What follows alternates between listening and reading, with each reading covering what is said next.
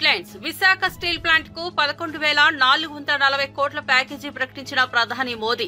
కేంద్ర ప్రభుత్వానికి సీఎం చంద్రబాబు ధన్యవాదాలు తెలియజేశారు. స్టీల్ ప్లాంట్ కు ప్యాకేజీ ఇచ్చే విషయంలో ప్రత్యేక శ్రద్ధ పెట్టిన కేంద్ర ఆర్థిక మంత్రి నిర్మలా సీతారామన్, భారీ పరిశ్రమల మంత్రి కుమారస్వామి ఎన్డీఏ తరపున రాష్ట్ర ప్రభుత్వం తరపున ప్రత్యేకంగా అభినందిస్తున్నారని సీఎం చంద్రబాబు అన్నారు. ఇది సమిష్టి కృషి వల్లే సాధ్యమైందన్నారు. 7 నెలల్లోనే ప్రజలకు ఇచ్చిన హామీలు నిలబెట్టుకున్నామని, ఏపీకి అన్ని మంచి రోజులేనని సీఎం అన్నారు. ఇనాగరేషన్ గాని వేసే పరిస్థితికి వచ్చారు. ఇంకొక పక్క విశాఖపట్నానికి ఉత్తరాంధ్రలో మేము ఏది చెప్పాము అవన్నీ కూడా ఈరోజు కార్యరూపం దాల్చే పరిస్థితికి వచ్చింది. ఒక పక్క టీసీఎస్, యువతకు ఉద్యోగాలు, ఇంకొక పక్క గూగుల్ను కూడా మెప్పిస్తున్నాం, ఎంఓయూ చేశాం. అది కూడా వస్తే data center, artificial intelligence, data అనలిటిక్స్లో ముందుకు పోతాం. ఇక్కడి నుంచి సింగపూర్కి కూడా ఏదైతే సీ కేబుల్ వేసి, ఇన్లాండ్ కేబుల్ ఒకటి సీ కేబుల్ వేసి అక్కడి నుంచి కనెక్ట్ చేసే పరిస్థితికి వస్తుంది. It is a great achievement అవుతుంది. ఇది కాకుండా మొన్ననే గ్రీన్ హైడ్రోజన్, ఒక పక్క ఎన్టీపీసీ, జెన్కో జాయింట్ వెంచర్ కింద ముందుకు వచ్చారు. 1,80,000 కోట్లు ఖర్చు పెట్టే పరిస్థితికి వస్తుంది. ఇది కాకుండా ఇంకొక పక్కన మీరు చూస్తే ఏదైతే నిన్న మొన్న గట్టిగా చెప్పి ఇది చేశాం, ఆర్సీఆర్ మిత్తల్. అల్టిమేట్గా ఈ ప్రాజెక్టు 14 లక్షల మిలియన్ యూనిట్లు, 14 million metric tons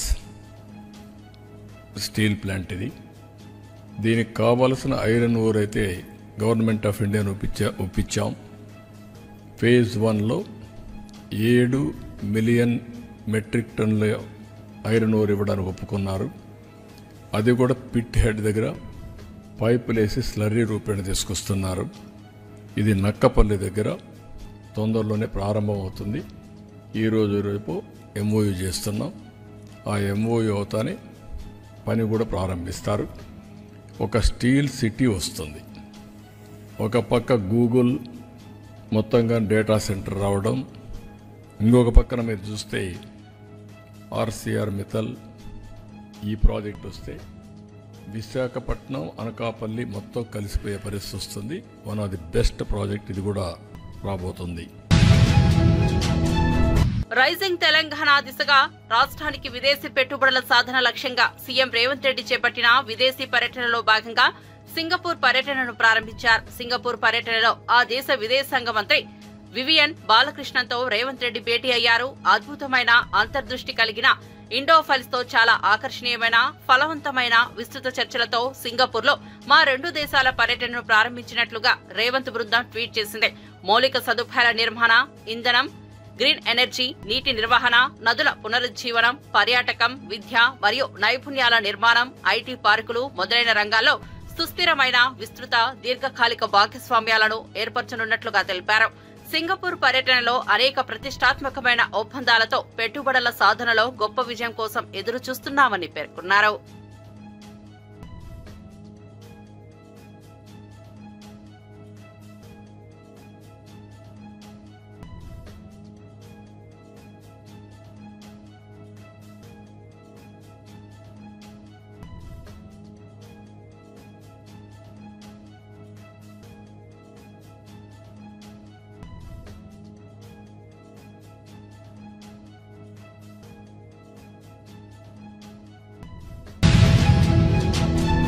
Visakha steel ఫ్యాక్టరీకి 11,440 కోట్ల ప్యాకేజీని కేంద్రం ప్రకటించిన సందర్భంగా దగ్గుపాటి పురంధేశ్వరి అభినందనలు తెలియజేశారు.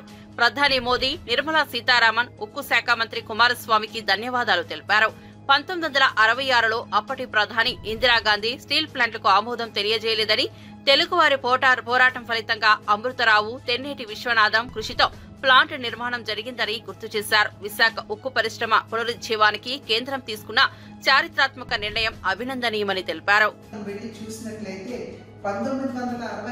సంవత్సరంలో అప్పటి ఆంగ్లో అమెరికన్ కన్సార్షియం ఏదైతే ఉందో విశాఖపట్నంలో విశాఖపట్నం స్టీల్ ప్లాంట్ ని స్థాపించాలి అని చెప్పి వారు చెప్పినప్పుడు అప్పటి ప్రధానిగా ఉన్నటువంటి ఇందిరాగాంధీ గారు దీనికి ఒప్పుకోలేదు. 1966వ సంవత్సరంలో అప్పటి ఆంగ్లో అమెరికన్ కన్సార్షియం ఏదైతే ఉందో విశాఖపట్నంలో స్టీల్ ప్లాంట్ ని స్థాపించాలి అని చెప్పినప్పుడు అప్పటి ప్రధానిగా ఉన్నటువంటి శ్రీమతి ఇందిరాగాంధీ గారు దీనికి ఒప్పుకోలేదు.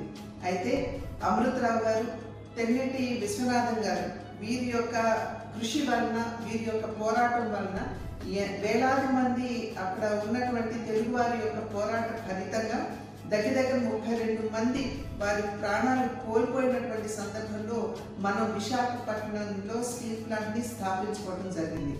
ఇవాళ చూసినట్లయితే దగ్గర 64 గ్రామాలు, వారి గ్రామాలని విశాఖపట్నం స్టీల్ ప్లాంట్ స్థాపనకి వారు అందించినటువంటి ఘన చరిత్ర మన విశాఖపట్నంలోని స్టీల్ ప్లాంట్కి ఉంది. ఆ నేపథ్యంలో ఎన్నో ఇబ్బందులు మన విశాఖ స్టీల్ ప్లాంట్ ఎదుర్కొంటున్నటువంటి సందర్భంలో అప్పులు ఊపిలో కూలిపోవడం దగ్గర నుండి వారికి క్యాపిటల్ మైన్స్ లేకపోవడం వలన ఈ రోజున ఏ స్థితికి వచ్చిందంటే చివరికి అక్కడ పనిచేసేటువంటి ఎంప్లాయీస్ కి కూడా సరైనటువంటి విధంగా వారికి జీతాలు ఇవ్వలేనటువంటి పరిస్థితి ఇవాళ విశాఖ స్టీల్ ప్లాంట్ లో ఏర్పడింది. చాలా మంది కార్మికులు మా దగ్గరికి వచ్చి ఒక నెల 35% ఇచ్చారని, ఒక నెల 60% ఇచ్చారని చెబుతూ సంపూర్ణంగా వారికి జీతాలు అందడం లేదు, మా కుటుంబాలు ఏ విధంగా చివరి వెళ్ళాలి అని చెప్పి అనేక సందర్భాల్లో వారు ఆందోళన చెందడం జరిగింది. ఎప్పుడైతే ఈ విషయాలన్నీ మా దృష్టికి వచ్చాయో ఎప్పటికప్పుడు మేము ఈ విషయాలన్నీ లేఖల మాధ్యమంగా నరేంద్ర మోడీ గారి దృష్టికి, అదేవిధంగా డెలిగేషన్ ని తీసుకుని వెళుతూ అక్కడ ఉన్నటువంటి పనిచేసేటువంటి కార్మికుల్ని సైతం డెలిగేషన్ గా తీసుకుని కుమారస్వామి గారి దగ్గరికి, నిర్మలా సీతారామన్ గారి దగ్గరికి, పీయూష్ గోయల్ గారి దగ్గరికి కూడా తీసుకుని వెళ్ళి అనేక సందర్భాల్లో వీరి విషయాలు, వీరు ఎదుర్కొనేటువంటి ఇబ్బందులు ఇవన్నీ కూడా, అదేవిధంగా విశాఖపట్నం స్టీల్ ప్లాంట్ కి సంబంధించినటువంటి సమస్యలు కూడా వారందరి దృష్టికి తీసుకెళ్ళడం జరిగింది. పేదల ఇళ్ల పథకంలో భాగంగా పట్టణాల్లో 2 సెంట్లు, గ్రామాల్లో 3 సెంట్ల చొప్పున ఇళ్ల స్థలాలు కేటాయిస్తామని మంత్రి కొలుసు పార్థసారథి తెలిపారు. కేబినెట్ ఆమోదించిన మార్గదర్శకాలను మీడియాతో పంచుకున్న మంత్రి ఈ పథకం ద్వారా అర్హులందరికీ సొంత ఇంటికల నెరవేరుతుందని పేర్కొన్నారు. ముఖ్యమంత్రి గారు ఎంతో ప్రెస్టీజియస్ గా తీసుకున్న ప్రోగ్రాం పేదలందరికీ ఇళ్లు. ఈ ప్రోగ్రాం కింద 3 సెంట్లు రూరల్ లో, 2 సెంట్లు అర్బన్ లో ఇచ్చే కార్యక్రమాన్ని చేయబోతున్నామని చెప్పేసి మనం చేస్తాం. పట్టణ ప్రాంతాల్లో 2 సెంట్లు ఇళ్ల పట్టాల పంపిణీకి మార్గదర్శకాలను జారీ చేయడానికి చేసిన ప్రతిపాదనకు రాష్ట్ర మంత్రి మండలి ఆమోదం తెలిపింది. దీంట్లో ఏంటంటే ఎలిజిబిలిటీ క్రైటీరియా ఒకటి మంత్రి మండలి దృష్టికి తీసుకురావడం జరిగింది. దాంట్లో ఏంటంటే ఇంతకు ముందు ఎప్పుడు కూడా ఏ గవర్నమెంట్ ద్వారా కూడా హౌసింగ్ స్కీమ్ లో లోన్ పొంది ఉండకూడదు. అప్లికెంట్స్ అందరూ కూడా బీపీఎల్ ఫ్యామిలీగా ఉండాలి. అంతేకాకుండా వాళ్ళకు కంపల్సరీగా ఆధార్ కార్డు ఉండాల్సిన అవసరం ఉంది. మెట్ట ప్రాంతం 5 ఎకరాలకు మించి ఉండకూడదు, మాగాణి ప్రాంతం 2.5 ఎకరాలకు మించి ఉండకూడదని చెప్పేసి నేను మనవి చేస్తా ఉన్నాను. అదే విధంగా గతంలో ఇళ్ల స్థలాలు ఇచ్చారు. కొన్ని వేల మంది, లక్షల మంది వారిచ్చిన లేకపోతే వారు సెలెక్ట్ చేసిన లేఅవుట్లు నివాసయోగ్యం కాదని, లేకపోతే కొన్ని చోట్ల లో లయింగ్ ఏరియా ఆల్మోస్ట్ చెరువుల్లో ఇచ్చారని, లేకపోతే బరియల్ గ్రౌండ్స్ పక్కన ఉన్నాయి అని చెప్పేసి చాలా మంది అసలు ఒక్క ఇల్లు కూడా కట్టుకున్న దాఖలాలు లేవు. వేల లేఅవుట్స్ లో వాళ్ళందరికీ కూడా ఇంత ముందు ఇచ్చిన ఎలకేషన్ రద్దు చేసి వారికి మళ్ళీ తిరిగి అర్బన్ లో అయితే 2 సెంట్లు, రూరల్ అయితే 3 సెంట్లు. ఎందుకంటే కొంతమందికి నివాసం ఒక చోట ఉన్నారు, ఎక్కడో 30-40 కిలోమీటర్ల దూరంలో ఇచ్చారు. సో అటువంటి వాళ్ళందరూ కూడా అక్కడికి వెళ్లి మేము ఇల్లు కట్టుకోలేము అని ఏదైతే చెప్పారో అటువంటి వాళ్ళందరికీ కూడా 2 సెంట్లు అర్బన్, 3 సెంట్లు రూరల్ లో ఇవ్వబడుతుందని చెప్పేసి మనం చేస్తాం. అదే విధంగా కొన్ని లేఅవుట్స్ లో ఇల్లు చాలా మంది కట్టారు, కానీ ర్యాండమ్ గా అక్కడక్కడ కొంతమంది ఇల్లు కట్ల, అవన్నీ ఖాళీగా ఉండిపోయినాయి. వాటి మూలంగా దోమలు కానివ్వండి, లేకపోతే డ్రైనేజ్ వాటర్ కానివ్వండి, అవన్నీ నిలబడటం, పక్క ఇళ్ల వాళ్ళకి ఇబ్బందికరంగా ఉండటం, ఆ ల్యాండ్ ఓనర్స్ కి ఏమో ఇంట్రెస్ట్ లేకపోవడం అక్కడ కట్టడానికి, రకరకాల కారణాల మూలంగా అవన్నీ ఉన్నాయి. కాబట్టి ఆ అలాట్మెంట్ క్యాన్సిల్ చేసి మళ్ళీ ఎవరైతే ఇల్లు కట్టుకోవడానికి సుముఖంగా ఉన్నారో వాళ్ళకి తిరిగి అలాట్ చేయబడుతుందని చెప్పేసి కూడా నేను ఈ సందర్భంగా తెలియజేస్తా ఉన్నాను. 3 రోజుల పాటు జరిగిన రైతు పండుగ విజయవంతంగా సాగిందని సీఎం రేవంత్ రెడ్డి రైతులను పెద్దన్నగా ఉండి పాలన సాగిస్తున్నారని తెలంగాణ వ్యవసాయం రైతు కమిషన్ అభివర్ణించింది. ఈ మేరకు వ్యవసాయ రైతు కమిషన్ కార్యాలయంలో చైర్మన్ కోదండరెడ్డి సభ్యులు కెవిన్ రెడ్డి, గోపాల్ రెడ్డి, మరికంటి భవానీ, చెవిటి వెంకన్నతో సమావేశమై పర్యావరణ, సామాజికవేత్త దొంతి నరసింహారెడ్డి వివిధ అంశాలపై చర్చించారు. రైతు బాంధవుడిగా సీఎం రేవంత్ రెడ్డి పనిచేస్తున్నారని కమిషన్ చైర్మన్ కోదండరెడ్డి సభ్యులు తెలిపారు. ఇప్పటికే రాష్ట్ర ప్రభుత్వం 18,000 కోట్ల రుణమాఫీ చేసిందని, రైతు పండుగలో మరో 3,000 కోట్ల రుణమాఫీ చేస్తున్నట్లు సీఎం ప్రకటించడం సంతోషమన్నారు.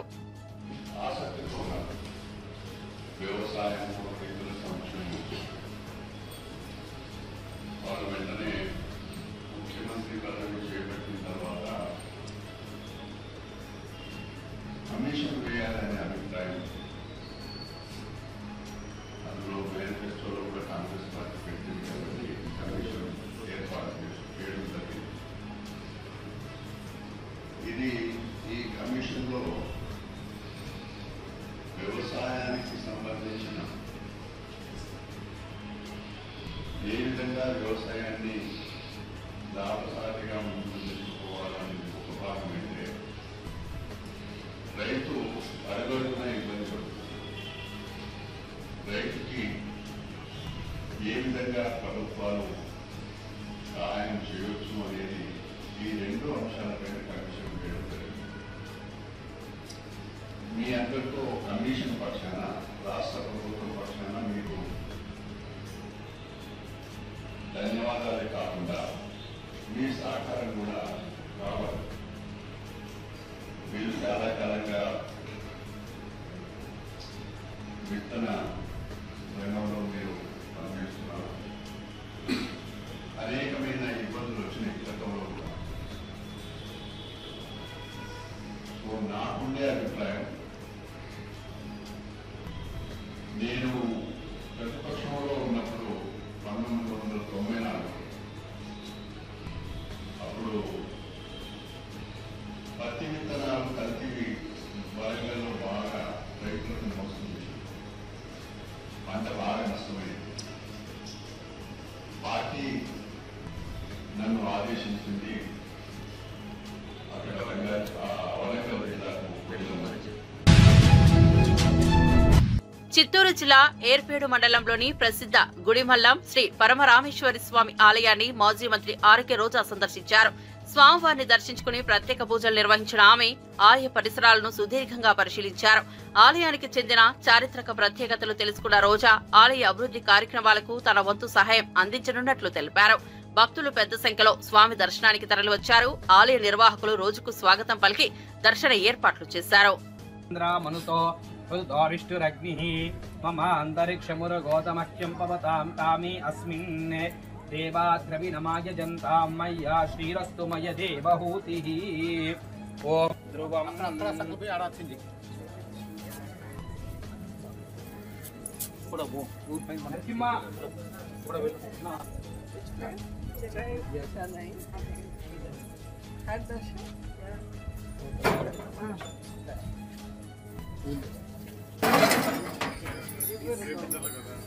డ్యామేజ్ చేస్తారు. అది ఇది ఫోటోలు కంప్లీట్ ఆర్కియాలజీ డిపార్ట్మెంట్ కంట్రోల్లో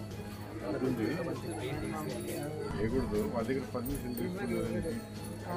సెంట్రల్ ఆర్కియాలజీలో అధ్యాయాం మమ ఉపార్తానాం సమస్తాద్విదక్షయద్వారా శ్రీ పరమేశ్వరముద్దిశ్య పరమేశ్వర ప్రీత్యర్థం శుభాభ్యాం శుభే శోభనే ముహూర్తే అద్య బ్రహ్మణః ద్వితీయపరార్థే శ్వేతవరాహ కల్పే వైవస్వతమన్వంతర కలియుగే ప్రథమపాదే జన్మోద్వీపే భరతవర్షే భరతఖండే శతాబ్దే మేరు దక్షిణ దిగ్భాగే శ్రీశైలస్య ఆగ్నేయ ప్రదేశే కృష్ణా కావేర్యో మధ్యప్రదేశే వీరక్షేత్రే శ్రీ ఆనందవల్లి సమేత పరశురామేశ్వర స్వామి క్షేత్ర మధ్యే వల్లి దేవసేనా సమేత షణ్ముఖ సుబ్రహ్మణ్యేశ్వర స్వామి దేవాలయ సన్నిధౌ శ్రీమానాం భగవతః యజమానస్యానాం గోత్రః నామధేయస్య శివగోత్రోద్భవాయ మఖానక్షత్రే జాతాయ सिंहराशोयुक्तस्य शर्वमणि नामधेयस्य स्वाति नक्षत्रे जाताय तुलाराशोयुक्तस्य रोजा नामधेयस्य पूर्वाभाद्रा नक्षत्र जातस्य कुंभराशोयुक्तस्य मंशुमालिका नामधेयस्य पुनर्वसु नक्षत्र जातस्य मित्रराशोयुक्तस्य कृष्णकौशिक नामधेयस्य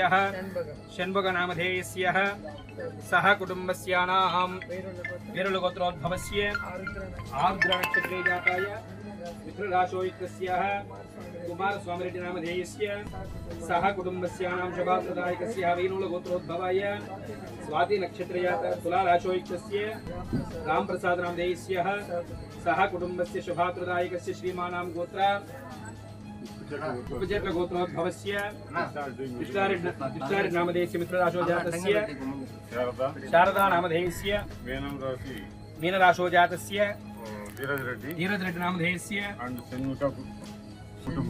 షణ్మిక.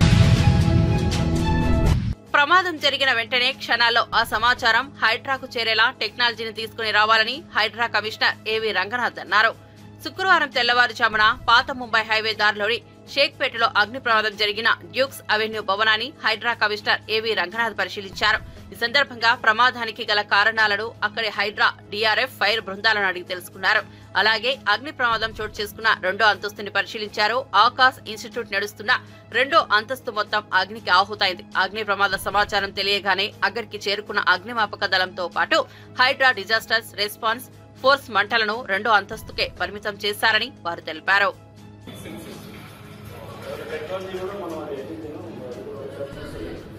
అనలిటిక్స్ తోటి అంటే సపోజ్ ఫైర్ అనేది ఫ్లేమ్ కనపడంగానే అది అనలిటిక్స్ లో రికార్డ్ చేసి ఉండాలి. మరి ఏ బేస్డ్ ఉంటాయి ఫైండ్ అవుట్. బట్ ఫైర్ తీసుకున్నారా అంటే ఇది నామ్స్ ప్రకారం చేశారు. బట్ ఒక పాసిబిలిటీ ఒకటి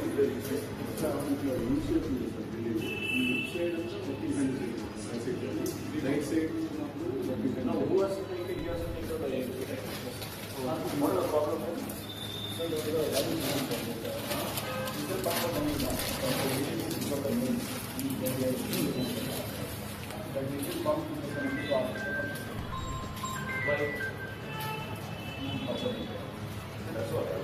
Somebody has to take care of the maintenance part. But I believe it's the vehicle that is already given for use. DMART people are given. DMART also done.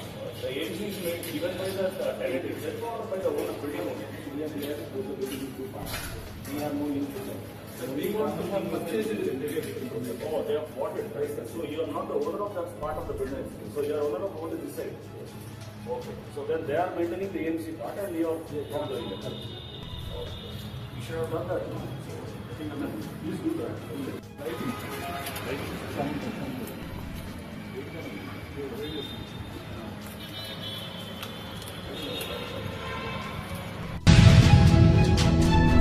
Paris Paralympics పతక విజేత తెలంగాణ ముద్దుబిడ్డ దీప్తి జీవాంజీ రాష్ట్రపతి ద్రౌపది ముర్ము చేతుల మీదుగా Arjuna award అందుకున్నారు. 2025 జనవరి 17వ తేదీన రాష్ట్రపతి భవన్లో జరిగిన ప్రత్యేక కార్యక్రమంలో రాష్ట్రపతి ముర్ము దీప్తికి అవార్డు ప్రదానం చేశారు.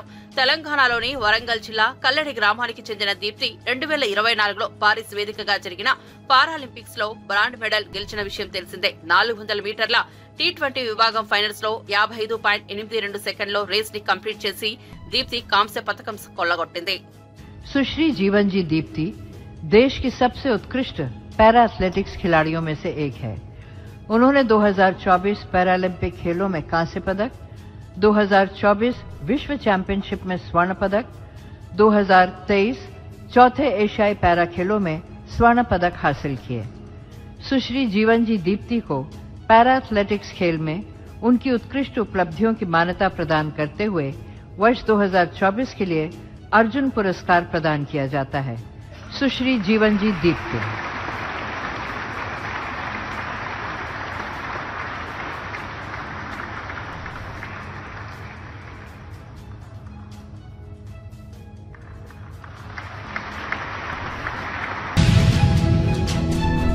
సిద్దిపేట జిల్లా చేర్యాల, మద్దూరు, దూల్లిమిట్ట, కొమరవెల్లి మండల కేంద్రాలతో పాటు పరిసర గ్రామాల్లో ఏ నోట విన్నా కోస్తా యాప్ గురించి జోరుగా చర్చ జరుగుతోంది. నేను ఇంత పెట్టుబడి పెట్టా, నువ్వు ఎంత పెట్టావు అనే మాటలే వినిపిస్తున్నాయి. చేర్యాల ప్రాంతంలో ఈ యాప్ లో సుమారు 6,000 మంది కోట్లలో పెట్టుబడులు పెట్టారు. అయితే 3 రోజులుగా యాప్ ఓపెన్ కాకపోవడంతో వారంతా ఇప్పుడు తీవ్ర ఆందోళనకు గురవుతున్నారు. దీంతో ఈ యాప్ వెనుక ఎవరున్నారనే కోణంలో పోలీసులు విచారణ ప్రారంభించారు. పెట్టుబడి పెట్టి లాభాలు గడించిన పలువురిని విచారణకు రావాలని పోలీసులు ఫోన్లు చేసినట్లు సమాచారం.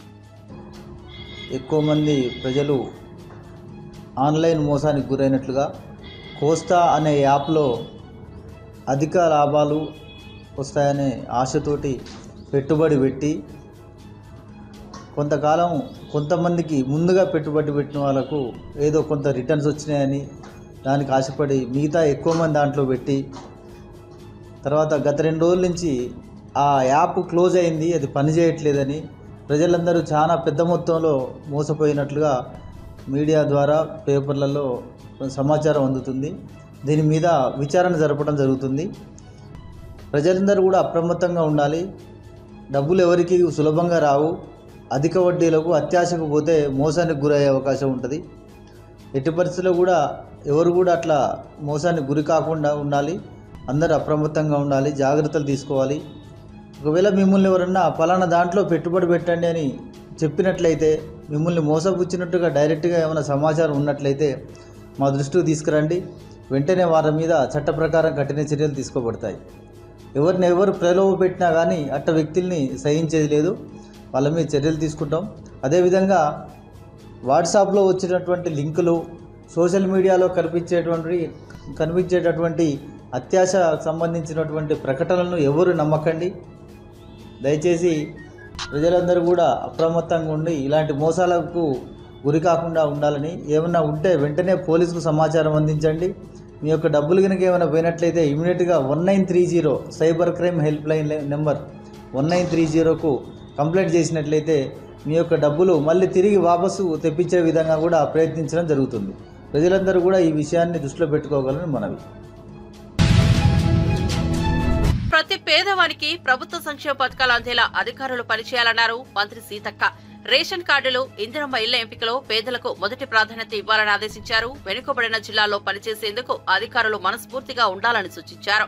లేనట్లయితే ఎంతటి వారినైనా వదిలిపెట్టేది లేదని హెచ్చరించారు మంత్రి. ఆదిలాబాద్ జిల్లాలో అన్ని రంగాల్లో ముందుంచేందుకు అధికారులు కృషి చేయాలన్నారు. నిర్మల్ జిల్లా కలెక్టర్ కార్యాలయంలో ఉమ్మడి ఆదిలాబాద్ జిల్లా స్థాయి కార్యాచరణ ప్రణాళిక సమీక్షా సమావేశంలో మంత్రి సీతక్క, బీజేఎల్పీ నేత ఐలేటి మహేశ్వర్ రెడ్డి, 4 జిల్లాల కలెక్టర్లతో పాటు ఆయా నియోజకవర్గాల ఎమ్మెల్యేలు, ఉన్నతాధికారులు పాల్గొన్నారు. మరి టైట్ కాకుండా పేదవాళ్ళ విషయంలో కొంత ఫ్లెక్సిబుల్ గా ఆలోచించాలి, మానవతా దృక్పథంతో ఆలోచించాలి. పేద ఇల్లు దూరం ఉంది కాబట్టి అక్కడ దాకా ఎందుకు పోవాలని వదిలిపెట్టకుండా ఖచ్చితంగా అలాంటి వాళ్ళందరినీ కూడా పరిగణలోకి తీసుకొని ఈ స్కీమ్స్ ఎక్కువ మందికి బెనిఫిట్ అయ్యే విధంగా మనం కృషి చేయడమే మనందరి లక్ష్యం. మరి చాలా తగ్గించుకొని మేమేదో చాలా ఆదర్శవంతమని కాదు, పేద వాళ్లకు మనం రీచ్ అవడమే చాలా గొప్ప ఆదర్శము. కాబట్టి అలాంటి వాళ్ళకి ఎక్కడ అన్యాయం జరగకుండా చూడాలని మరి అధికారులను కోరుతా ఉన్నాం. మీ మీదనే ఆధారపడి ఉంది. ఒక ఇంటికి రేషన్ కార్డు పోవాలన్నా, ఒక రైతు భరోసా అందాలన్నా, ఒక మరి ఇందిరమ్మ ఇల్లు పోవాలన్నా ఖచ్చితంగా మీరు చేసేటువంటి సర్వే మీద డిపెండ్ అయి ఉంది. మేము ఖచ్చితంగా అడ్వైజ్ చేస్తాం, మీకు సపోర్ట్ ఉంటాం. కానీ ఎందుకు సపోర్ట్ అంటే మీరు బాగా పనిచేస్తే మేము ఖచ్చితంగా మిమ్మల్ని అందరినీ మేము సపోర్ట్ చేస్తాం. కానీ పబ్లిక్ ఉపయోగపడిన అధికారులు మాకు కూడా అవసరం ఉండదు. కాబట్టి దాన్ని దృష్టిలో పెట్టుకుని ప్రజల మధ్య ఉంటూ ప్రజలకు, ఎందుకంటే ప్రజాప్రతినిధులు కూడా మనకు తక్కువ ఉండదు.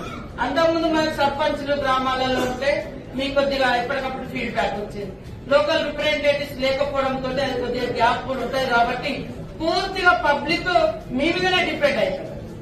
అక్కడ ఏం పొలిటికల్ స్టేజ్ ఏం లేదు. అయితే ఎమ్మెల్యేలు లేదా ఎంపీలు ఉన్నారు తప్ప మిగతా లేదు. కాబట్టి పబ్లిక్ వచ్చినప్పుడు వాళ్ళ గ్రీవెన్స్ కూడా మీరు తీసుకోవాలి. మీరు గ్రామ సభలు పెట్టినప్పుడు ఒక కాంటాక్ట్ నెంబర్ కూడా పెట్టండి. ఒకవేళ ఆ రోజు వాళ్ళ ఊర్లో లేరు, లేదా ఏదో పని మీద వచ్చాక మన గ్రామ సభ ముగించుకొని మీరు వెళ్ళొచ్చిండ్రు, కానీ వాళ్ళ అప్లికేషన్ వాళ్ళది ఏదో ప్రాబ్లం ఉంటుంది, మరి ఎవరిని కాంటాక్ట్ చేయాలి? కాబట్టి కొన్ని రోడ్లు ఇచ్చిరు, ఇవన్నీ ఇచ్చిరు, వాటిని కూడా మరి పిఆర్ అధికారులతోటి తొందరగా మీరు కోఆర్డినేషన్ చేసుకుని లోకల్ గా ఇచ్చేటువంటి ప్రజాప్రతినిధుల యొక్క ప్రతిపాదనలను దృష్టిలో పెట్టుకుని వాటి ఇంపార్టెంట్ గుర్తించి మీరు సకాలంలో చేయాలి. మళ్ళీ మనకు ఒక నెక్స్ట్ మంత్ అయిపోయి మళ్ళీ మార్చిలో మళ్ళీ వస్తే బడ్జెట్ మళ్ళీ మనం 31 లోపే కంప్లీట్ చేయాలనే ఆదేశాలు ఉంటాయి. కాబట్టి అప్పుడు హడావుడిగా ఏదో పని చేస్తే అది నాణ్యత ఉండదు. దాని దృష్టిలో రేపు డిఆర్డీఓస్ కూడా మీటింగ్ పెట్టినాం హైదరాబాద్. తెలుగుదేశం పార్టీ వ్యవస్థాపకులు దివంగత మాజీ సీఎం నందమూరి తారక రామారావు 29వ వర్ధంతి సందర్భంగా ఆయన కుటుంబ సభ్యులు నివాళులర్పించారు. ఉదయాన్నే జూనియర్ ఎన్టీఆర్, కళ్యాణ్ రాములు ఎన్టీఆర్ ఘాట్ వద్దకు చేరుకున్నారు. ఎన్టీఆర్ సమాధి వద్దకు వచ్చిన ఇద్దరు సోదరులు పుష్పగుచ్చాలు ఉంచి నివాళులర్పించారు. ఘాట్ వద్ద కాసేపు కింద కూర్చున్న జూనియర్ ఎన్టీఆర్, కళ్యాణ్ రావు తమ తాతను స్మరించుకున్నారు. జూనియర్ ఎన్టీఆర్ ని చూసేందుకు అభిమానులు తండోపతండాలుగా వచ్చారు.